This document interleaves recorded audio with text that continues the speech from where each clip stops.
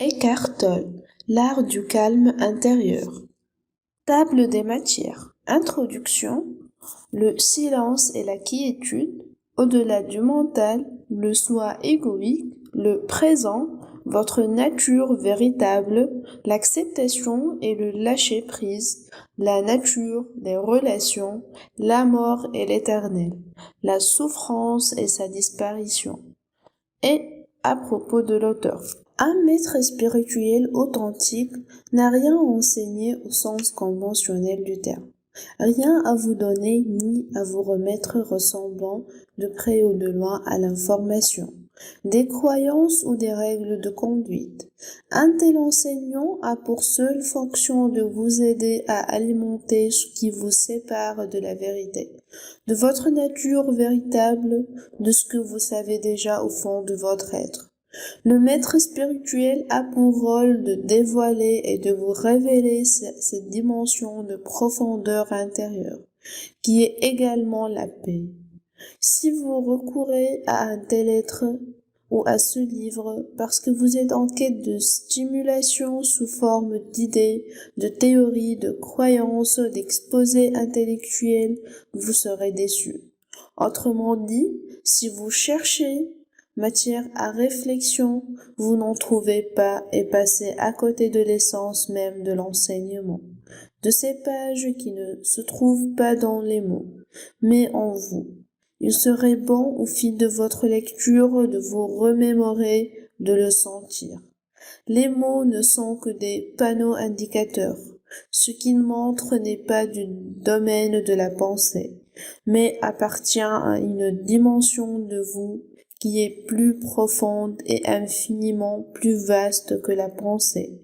Ces dimensions est notamment empreinte d'une paix intensément vivante. Ainsi, chaque fois que vous ressentez une paix intérieure pendant votre lecture, c'est que ce livre accomplit sa fonction d'enseignant. Il vous rappelle qui vous êtes et vous indique le chemin du bercail. Ce n'est pas le genre d'ouvrage à lire d'un bout à l'autre avant de le ranger. Vivez avec, ouvrez-le souvent et surtout refermez-le souvent, ou passez plus de temps à le tenir entre vos mains qu'à le lire. Bien des lecteurs seront naturellement enclins à s'arrêter après chaque passage pour faire une pause, réfléchir, retrouver la quiétude.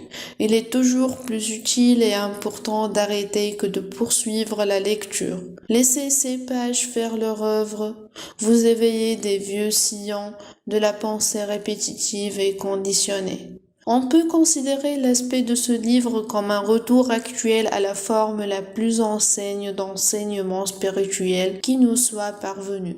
Les sutras millénaires de l'Inde. Ceux-ci font ressortir la vérité d'une manière fort efficace, sous forme d'aphorismes ou de courts préceptes, sans grande élaboration conceptuelle. Les Védas et les Upanishads constituent le premier enseignement sacré consigné sous forme de sutras, telles les paroles de Bouddha. Les paroles et paraboles de Jésus peuvent également être vues comme des sutras lorsqu'on les extrait de leur contexte narratif, tout comme les profonds enseignements que renferme le Tao Te Ching.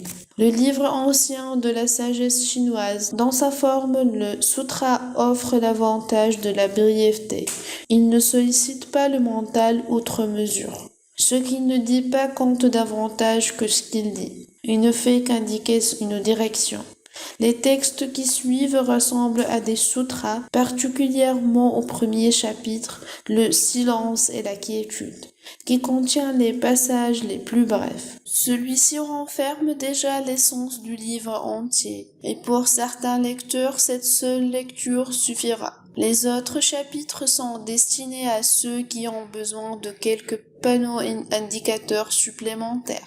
Tout comme les sutras anciens, les textes présentés ici sont sacrés. Ils proviennent d'un état de conscience que l'on peut appeler la quiétude. À la différence des sutras anciens, toutefois, ils n'appartiennent à aucune religion ou tradition spirituelle et sont immédiatement accessibles à tous. Il comporte également un sentiment d'urgence. La transformation de la conscience humaine n'est plus, en somme, un luxe réservé à quelques individus isolés. mais une nécessité si l'humanité ne veut pas céder à l'autodestruction.